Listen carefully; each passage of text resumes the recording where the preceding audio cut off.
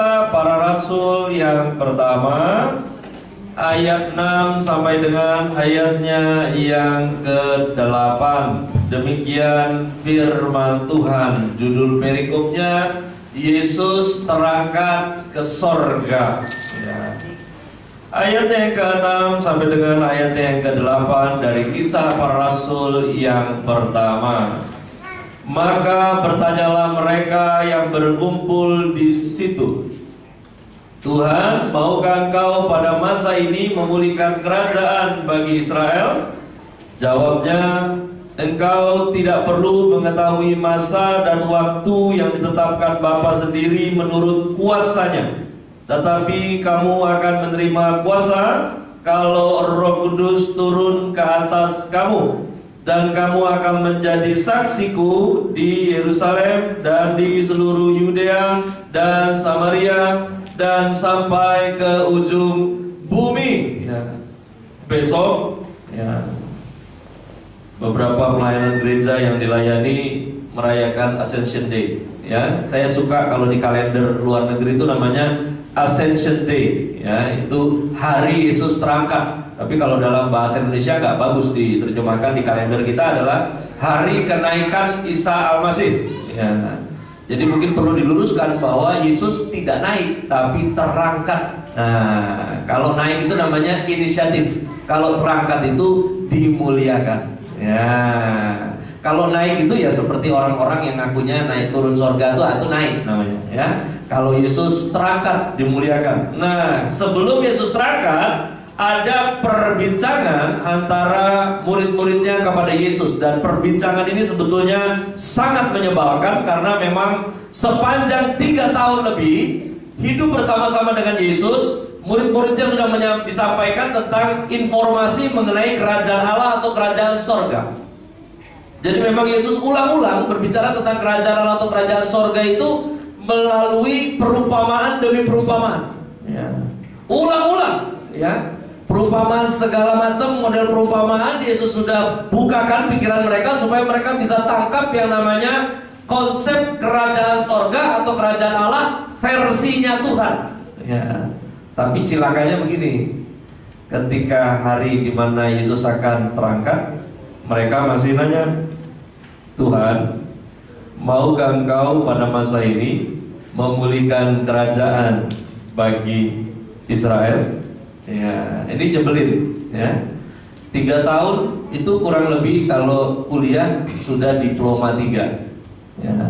Selama 3 tahun hidup bersama dengan Yesus dikasih tahu kerajaan sorga seumpama, kerajaan sorga seumpama ini, kerajaan sorga seumpama itu. Tapi endingnya tetap masih nanya, kapan, ya kan, mau dipulihkan kerajaan bagi Israel. Jadi rupanya bicara tentang kerajaan yang dipulihkan bagi Israel ini, orang Israel itu punya konsep berpikirnya begini, bahwa yang namanya kerajaan sorga itu adalah dimana nanti Mesias itu datang, lalu kemudian ketika Mesias datang, Israel Utara dengan Israel Selatan itu didamaikan menjadi satu, lalu kemudian didirikanlah sebuah kerajaan baru yang disebut kerajaan Allah atau kerajaan sorga. Nah, ini konsep berpikirnya orang Israel tentang yang namanya kerajaan sorga.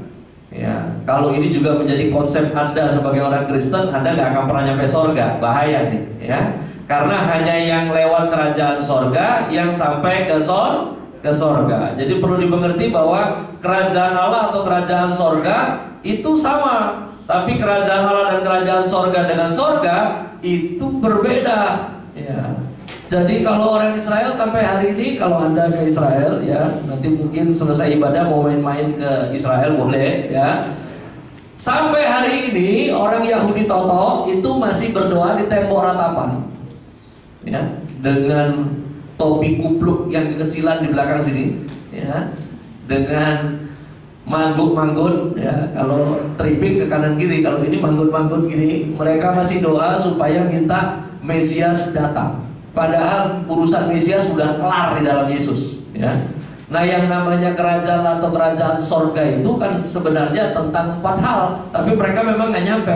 Ya, ini bahaya loh kalau Anda juga nggak ngerti. Ya, kerajaan Allah atau kerajaan sorga, baru anaknya nanti tanya kerajaan Allah atau kerajaan sorga, Pak, kerajaan sorga apa ya? Ya, Anda bisa explain nggak? Ini kalau nggak bisa explain repot nih.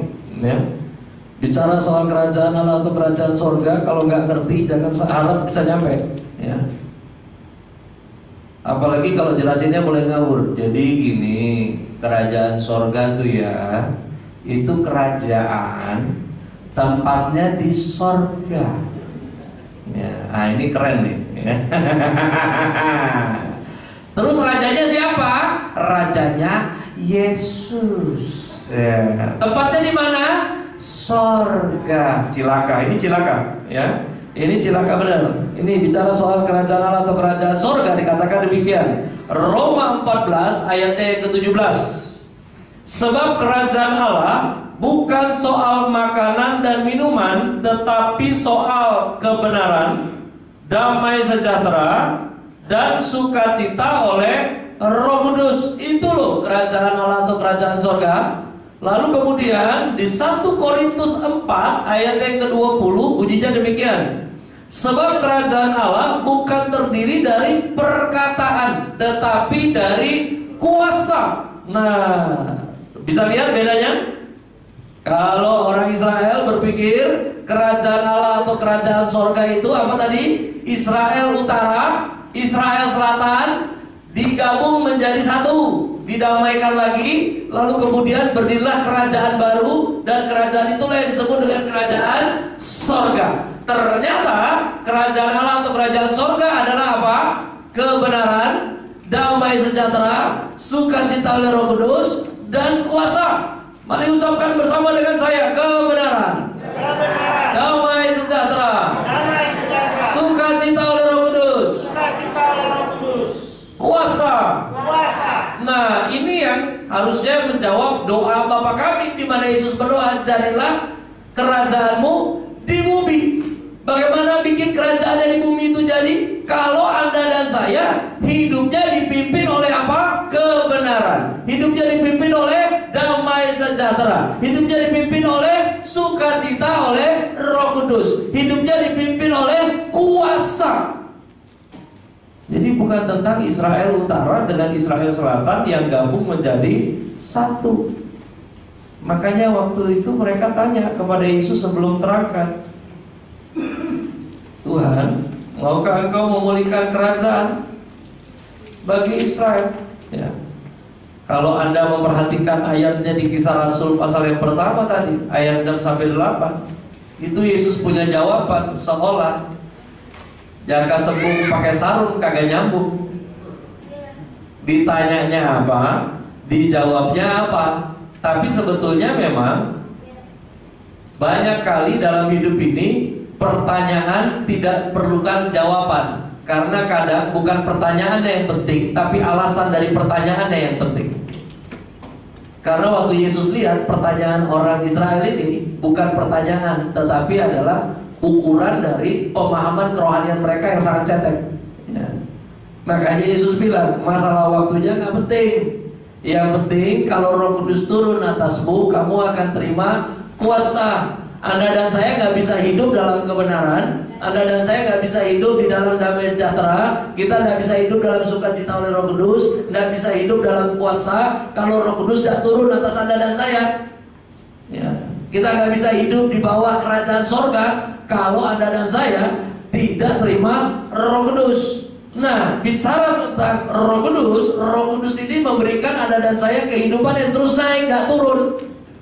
Ya, harusnya kalau Anda dan saya di dalamnya ini ada Roh Kudus berdiam, hidup Anda makin hari makin lebih baik. Loh, harusnya begitu. Ya. Anda lahir miskin bukan salah Anda, tapi kalau Anda mati miskin itu salahmu. Saya bukan sampaikan teologi kemakmuran, bukan.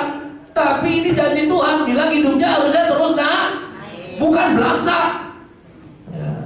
Jadi kalau ini makin tahun ikut Tuhan, bukan makin naik tapi makin turun, coba dicek. Jangan-jangan Anda bukan dipenuhi Roh Kudus, tapi roh kuda. Ya. Karena kalau dipenuhi Anda terus naik sesuai janjinya, kan begitu. Ya, amin. Bukan kata saya, lu kata firman. Ya. Roh Kudus itu memberikan Anda dan saya kuasa supaya Anda dan saya tidak hidup biasa-biasa saja. Supaya Anda dan saya hidupnya luar biasa. Jangan ini jadi jawaban biasa untuk worship leader bertanya, bagaimana kabarnya? Luar biasa. Ya, padahal udah mau keok, ya kan? Ya, bukan sekedar jawaban. Tuhan mau Anda sendiri mengalami kehidupan yang luar biasa. Makanya Dia taruh rohnya di dalam diri Anda dan saya. Roh itu adalah roh yang sama yang juga ada di dalam Yesus. Dan roh itu ditaruh buat setiap orang percaya supaya Anda dan saya bisa mengalami kehidupan terbaik dalam hidup ini. Amin. Amin. Di Kisah Rasul pasal 2 ayat yang pertama sampai dengan ayat yang ke-11. Disitulah momen di mana hari Pentakosta terjadi. Ya, saya nggak ngerti ya kalau di Indonesia ini kenapa ada Pantekosta. Karena di Alkitab tidak ada. Di Alkitab adanya Pentakosta. Nggak tahu, memang mungkin lidahnya udah kebacut, kepleset, jadi sampai udah dilegalkan nama Pantekosta. Ya. Tapi yang ada di Alkitab Pentakosta. Hari dimana at the moment yang Yesus bilang ketika di Kisah Rasul pasal 1, kamu akan terima kuasa kalau Roh Kudus turun. Tunggu di sini sampai janji Bapa dinyatakan. Dan benar, hari itu tiba di Kisah Para Rasul 2 ayat yang pertama sampai dengan ayat yang ke-11. Bagaimana ketika Roh Kudus turun dalam kehidupan seseorang, hal-hal yang luar biasa itu terjadi pada kehidupan orang biasa. Ya. Ini yang terjadi di ayat yang pertama dari Kisah Rasul pasal 2.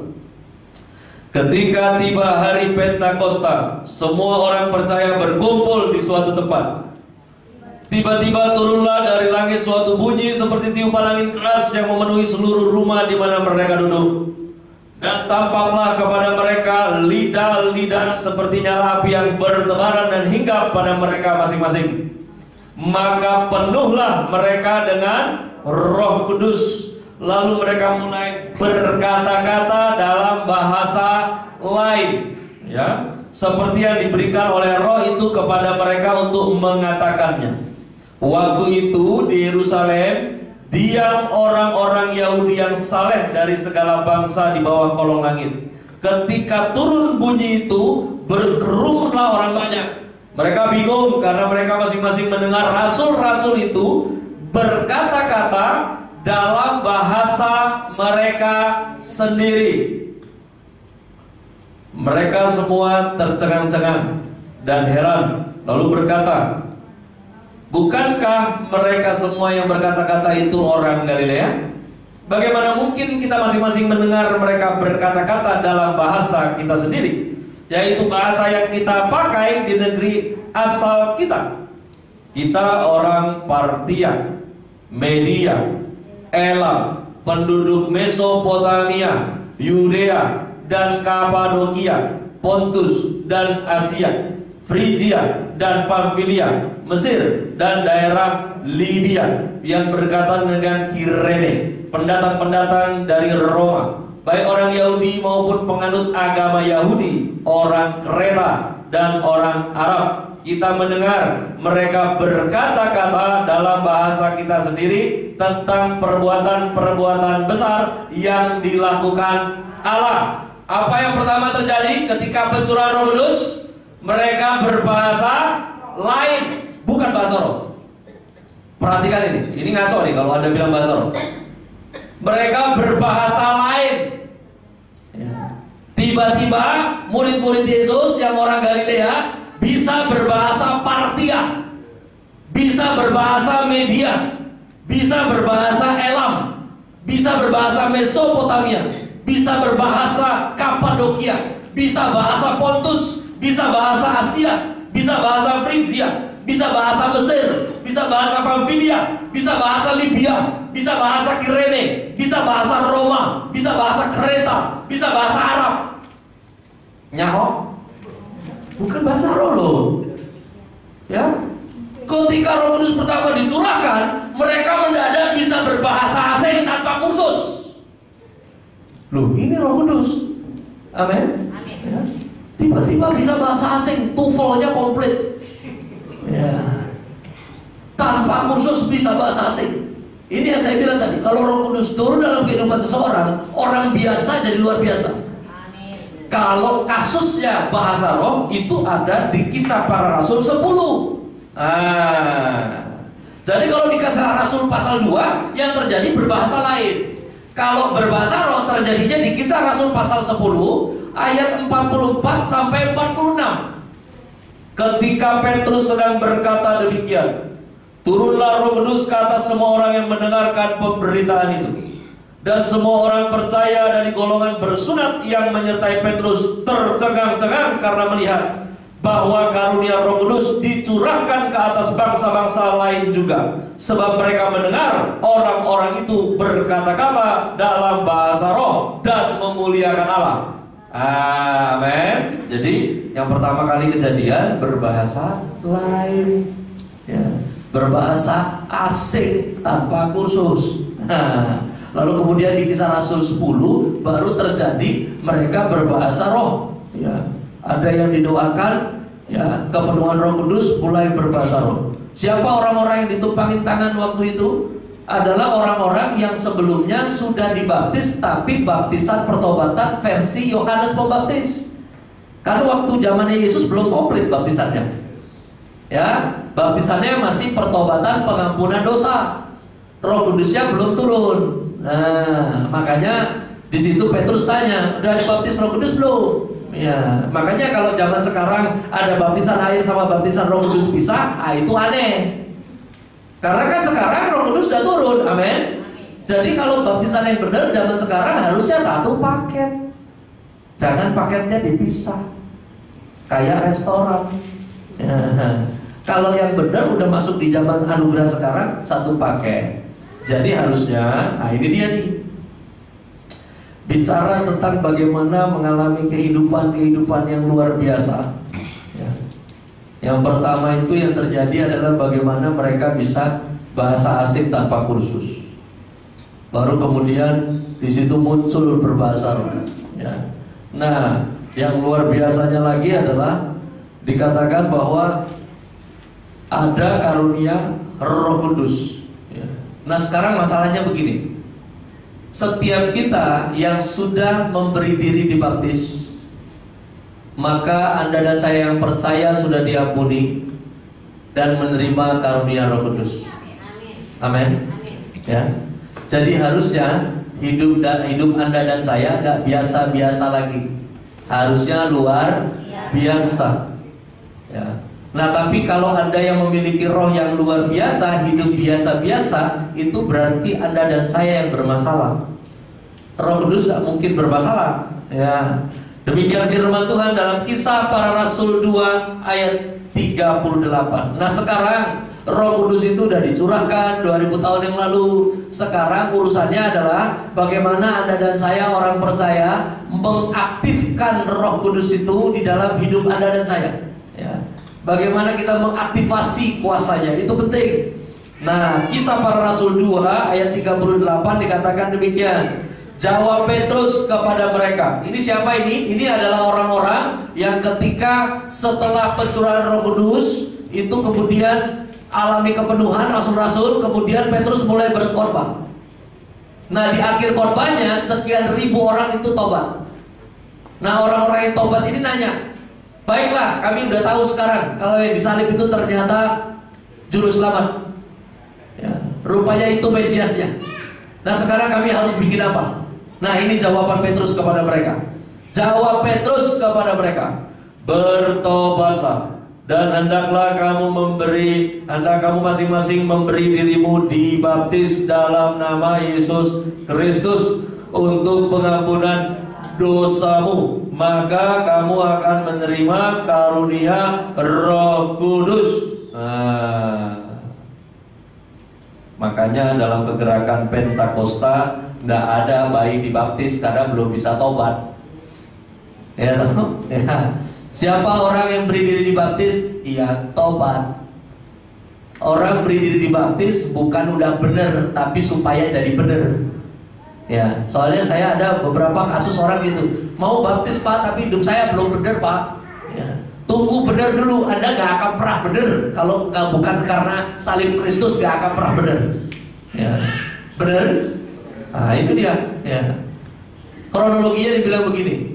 Petrus katakan ini dia urutannya. Bertobatlah. Setelah bertobat, beri diri dibaptis. Setelah beri diri dibaptis, alami pengampunan dosa. Karena mengalami pengampunan dosa, maka diri orang tersebut dipandang Tuhan sudah kudus. Karena sudah dikuduskan, maka Roh Kudus mau berdiam. Makanya Roh Allah mau tinggal di situ. Nah sekarang, kalau Roh Allah tinggal dalam diri orang itu, gimana caranya supaya Roh Allah ini bekerja efektif di dalam hidup orang itu, supaya orang tersebut hidupnya bisa untuk Tuhan dimuliakan? Nah kan begitu, ya. Nah, ini dia nih, Roh Kudus yang berdiam di diri Anda dan saya. Nggak hanya pribadinya saja yang berdiam, tetapi juga kuasanya ada di dalam Anda dan saya. Nah sekarang gimana caranya supaya kita membiarkan karunia-karunia itu bekerja? Ya. Baiklah, dari 1 Korintus pasal 12. Ya. 1 Korintus pasal 12. Jadi saya mohon izin, saya minta ya yang pria membuka 1 Korintus 12 ayat 8 sampai 10, disiapkan ayatnya. Buat yang wanita membuka ayatnya Galatia 5 ayat 22 sampai 23. Saya ulangi, yang wanita membuka Galatia 5 ayat 22 sampai 23. Yang pria membuka 1 Korintus 12 ayat 8 sampai dengan ayatnya yang ke-10. Ya. Nanti gantian ya. Ya, gantian ya. Baik, yang pria dulu. Ya. Sebab apa? Kepada seorang Roh memberikan karunia untuk berkata-kata dengan hikmat. Sampai di situ dulu. Ya, saya mau bukakan buat jemaat Tuhan bahwa karunia ada 9, buahnya ada 9. Ini luar biasa ya. Karunia itu bicara kemampuan, buah roh bicara tentang hasil dari kemampuan itu, produksinya apa ya. Yang pertama tadi apa? Karunia berkata-kata dengan hikmat. Baik, yang wanita. Tetapi apa? Sampai di situ dulu. Tadi yang pertama, karunia berkata-kata dengan hikmat. Hikmat hasilnya apa? Ah, itu dia. Ya. Lalu kemudian yang berikutnya lagi, yang pria. Dan kepada yang lain, roh yang sama memberikan karunia berkata-kata dalam pengetahuan. Ya, sampai di situ. Karunia berkata-kata dengan pengetahuan. Apa hasilnya karunia berkata-kata dengan pengetahuan? Amin. Orang kalau bodoh susah buat sukacita. Tapi kalau dimampukan Roh Kudus terima pengetahuan, pengenalan akan Tuhan, produknya bisa sukacita. Ya, yang pria lagi apa? Berikutnya. Kepada yang seorang roh yang sama memberikan iman. Wah. Karunia iman hasilnya apa? Kalau bukan karena iman, Anda nggak akan damai sejahtera. Yang berikutnya lagi, yang pria. Dan kepada yang lain, dia memberikan karunia untuk menyembuhkan. Menyembuhkan ini berbicara tentang pemulihan. Ya. Karunia menyembuhkan hasilnya apa? Hanya orang yang pulih yang bisa sabar. Kan begitu. Yang berikutnya lagi. Kepada Roh memberikan kuasa untuk mengadakan mujizat. Roh memberikan kuasa untuk mengadakan mujizat, kemampuan membuat mengalami apa yang nggak ada jadi ada. Hasilnya apa? Orang nggak pelit kalau ngerti mujizat. Amin. Ya, karena ngerti hidupnya juga mujizat, makanya nggak pelit. Karena dia juga nyaho, karena dia ini dari nggak ada jadi ada, kan begitu ya. Yang berikutnya lagi. Dan kepada yang lain dia memberikan karunia untuk wah, karunia untuk bernubuat. Ini bukan ramalan. Nubuat itu adalah tentang penyampaian pesan-pesan Tuhan tentang masa depan yang baik. Ada beda nubuat dengan nubuat. Ya, nubuat itu selalu penuh dengan solusi yang dari Tuhan. Tapi kalau nubuat isinya nakut-nakutin. Ya, karena berita yang dari Tuhan itu selalu, kalaupun ada kemarahan Tuhan, pasti ada jalan keluarnya. Itu nubuat yang sehat. Anda masih ingat di Niniwe? Yunus tampil sampaikan kemarahan Tuhan, tapi Tuhan kasih solusinya. Ya, Tuhan gak suka nakut-nakutin. Ya, yang suka nakut-nakutin saya, itu dia. Ya. Jadi kalau ada hamba Tuhan nubuatannya nakut-nakutin, ini hamba saya. Nah, ngomong sendiri. Nah, karunia untuk bernubuat datangkan apa? Itu dia. Ya.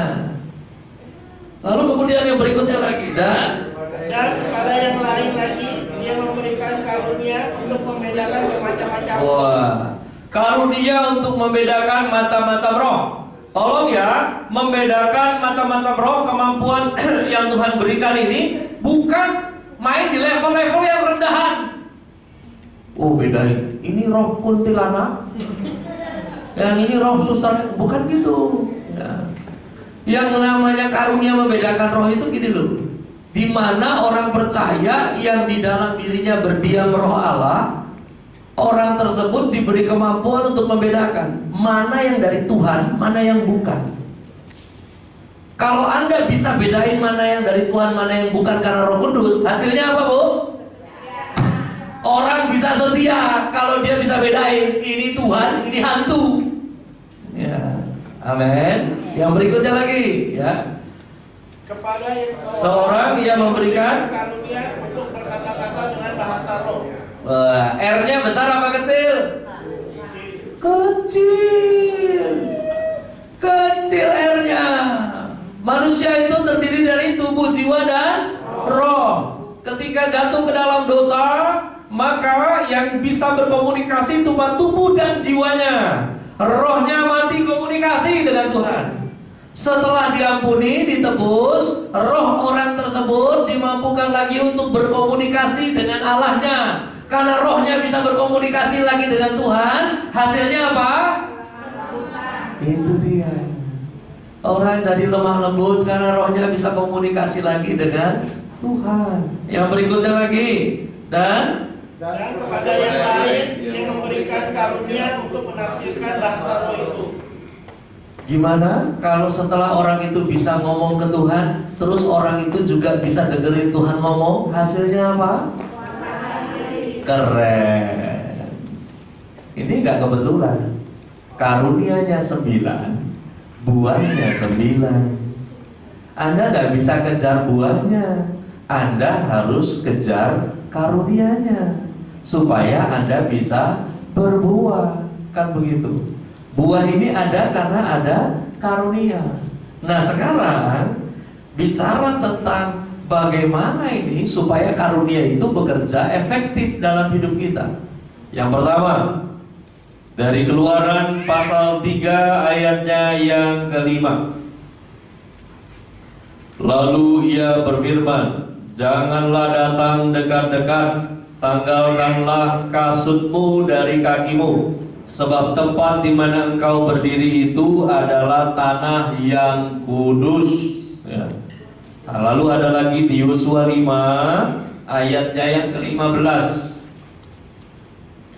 Dan panglima bala tentara Tuhan itu berkata kepada Yosua, tanggalkanlah kasutmu dari kakimu, sebab tempat engkau berdiri itu kudus.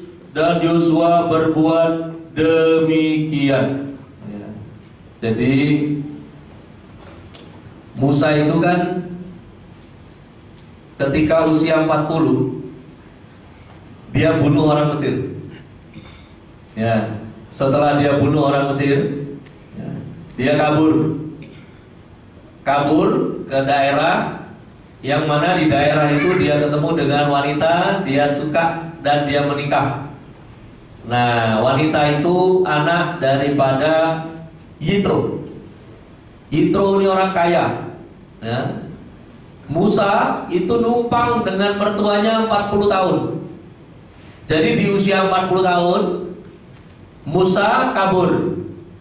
Nah, dia nikah. Nah, nikah itu numpang di rumah mertua 40 tahun. Oh, amit-amit itu. Ya, kalau zaman sekarang ada mantung numpang 40 tahun stroke di tempat mertuanya, ya.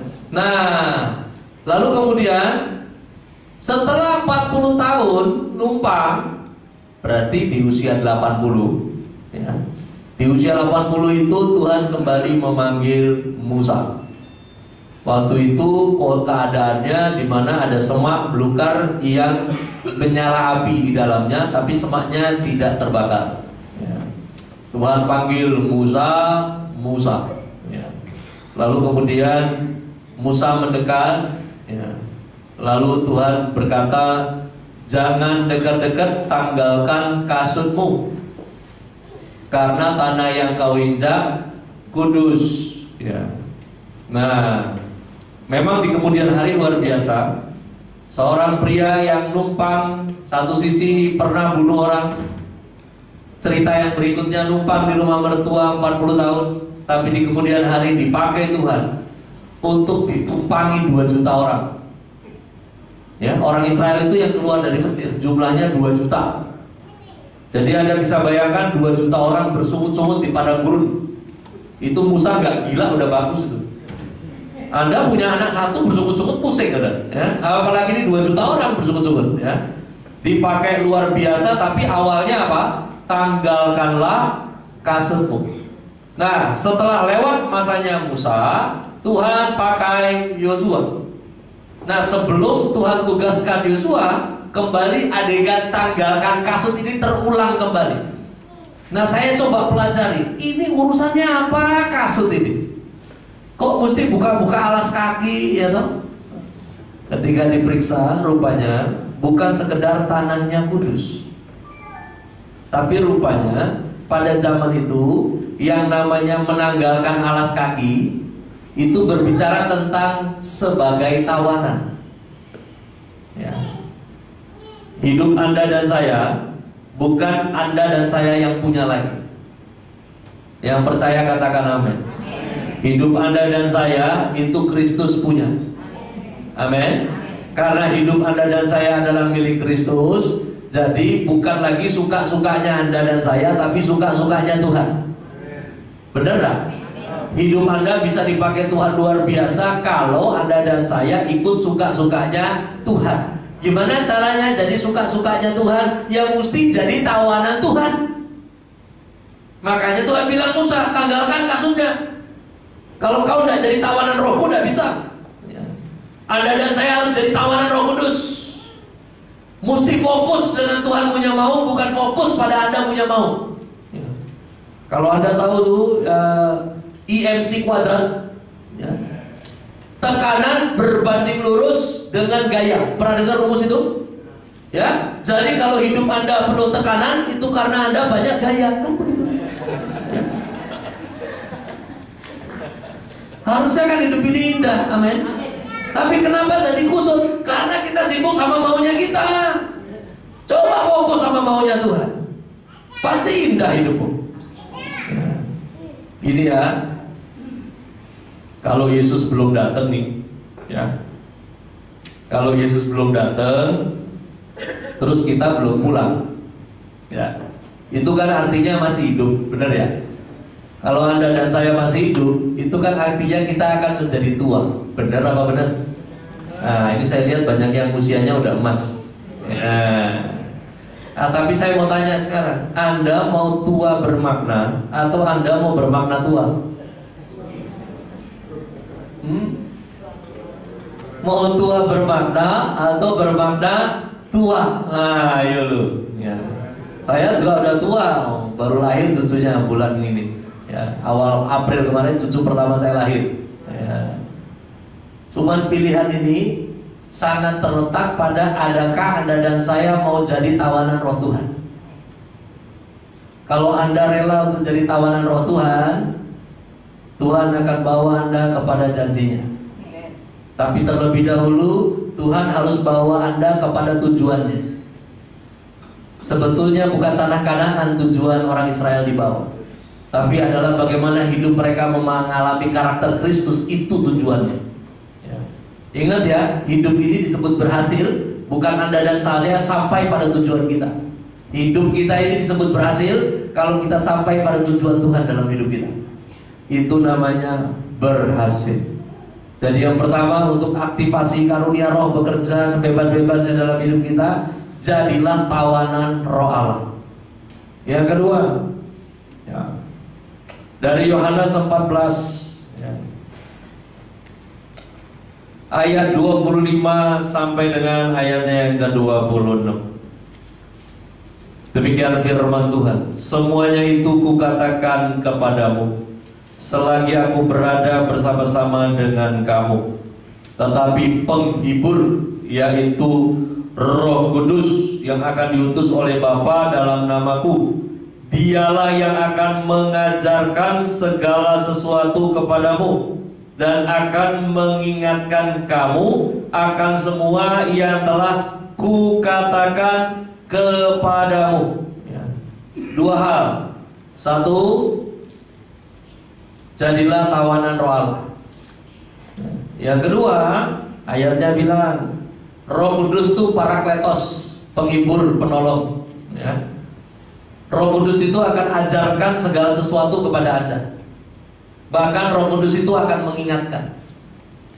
Tapi sebelum Roh Kudus mengingatkan kepada Anda, sekarang gini, kalau tidak ada pengalaman yang kita lalui, tidak ada yang bisa diingat. Bener gak? Bener kan? Ya. Oh, kamu udah punya pengalamannya, mau nginget apa? Kan gitu ya. Lah, jadi cara kerja Roh Kudus itu adalah begini. Anda terhubung dengan Tuhan melalui kebenarannya. Makanya mulainya gimana caranya? Alkitabnya dibaca, Pak. Alkitabnya dibaca, Bu. Jangan tunggu katarak baru mau baca Alkitab. Ya. Alkitabnya dibaca. Masalah ngerti nggak ngerti belakangan, yang penting dibaca. Nah gimana Pak biar ngerti? Makanya Tuhan taruh rohnya di dalam diri Anda dan saya. Nah Roh Kudus itu nanti akan mengajarkan segala sesuatu. Apa yang diajarin? Firman yang Anda baca, nanti Roh Kudus ajarin. Ya. Kalau Anda nggak baca, kan nggak ada yang disimpan di direktorinya. Kan gitu dong. Kalau Anda baca, ngerti nggak ngerti baca, nanti kesimpan tuh di memori. Ya. Nah nanti ketika Anda perlu, Roh Kudus tinggal keluarin satu-satu memorinya. Ayat yang kemarin tuh ini loh maksudnya. Anda sambil jalanin hidup, Anda bisa dibikin ngerti. Oh yang kemarin tuh maksud firmannya ini yang saya baca. Ya. Nah tapi kalau nggak ada yang dibaca, Roh Kudus mau ingetin apa? Ya. Yang pertama, hidup jangan suka-suka Anda lagi. Mulai sekarang hidup suka-sukanya Tuhan. Mau? Kalau mau suka-sukanya Tuhan, harus jadi orang yang senang bikin Tuhan senang. Mari ucapkan bersama saya, senang membuat Tuhan senang. Amin. Masalah kita nggak senang, masa bodoh. Yang penting senang membuat Tuhan senang. Kalau kita senang membuat Tuhan senang, Tuhan akan bikin kehidupan kita menyenangkan. Amin. Yang kedua, baca dong Alkitabnya. Biar Roh Kudus ajar Anda lebih mudah. Ya, jangan ngerepotin Tuhan untuk memakai Anda. Ya, siapa yang ngerepotin Tuhan? Orang yang pengen sampai pada tujuan Tuhan, tapi nggak tahu caranya. Yang lebih parah, mau sampai pada tujuan Tuhan, tapi pakai caranya sendiri. Nah ini kan kacau. Firman bilang, jikalau kau mengasihi aku, kau akan menuruti segala perintahku. Mau menuruti perintahnya? Gimana menuruti perintahnya kalau perintahnya nggak tahu? Loh, bener gak? Jadi harus tahu dulu perintahnya kan gitu. Kalau perintahnya mau tahu ya dibaca. Karena orang zaman sekarang celakanya begini, hidup suka-sukanya dia, tapi yakin masuk surga, celaka tuh. Kamu punya nggak orang kayak gitu kenal? Saya banyak teman kayak gitu. Hidupnya suka-suka dia, tapi yakin masuk surga. Mungkin punya kenalan orang dalam. Mungkin dia pikir surga itu kayak kelurahan. Hidup kok suka-sukanya, yakinnya masuk surga. Gila yang ini. Ya, semua Tuhan kita sudah selesaikan. Berbanggalah punya Allah seperti Yesus. Dia sudah mulai, dia menyelesaikannya dengan sempurna. Bahkan dia mau Anda dan saya jadi miliknya selama-lamanya, supaya kita hidup bersama dengannya selama-lamanya. Mari kita berdoa.